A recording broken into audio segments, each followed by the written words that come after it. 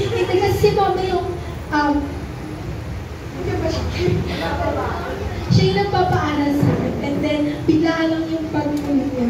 Though, hindi naman siya naging totally worry sa akin. Kasi sabi ng Lord in Philippians 4:6 na pinanghahawakan ko na don't worry about anything. Instead, pray about everything. Tell God what you need and thank Him for all that He has done. So, pinahawakan ko na huwag akong mag-alala.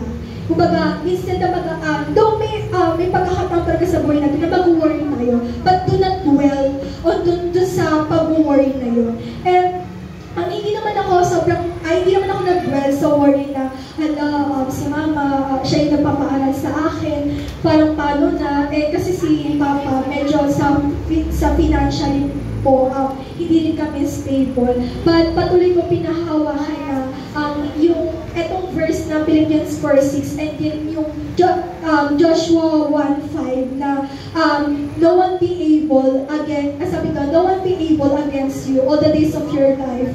As I was with Moses, I will never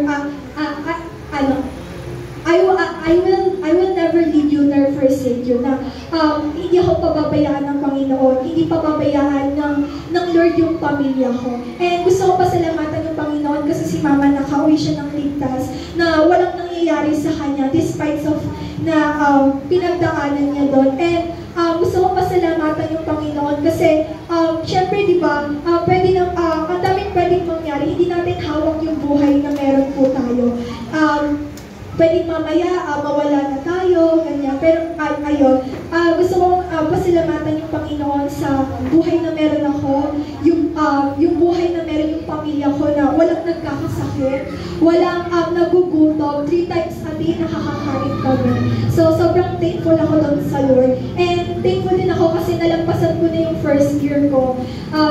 Sobrang glory to God sa ginagamit ng Lord na mag-sustain, which is sila mama, sila papa, and to love you all the time.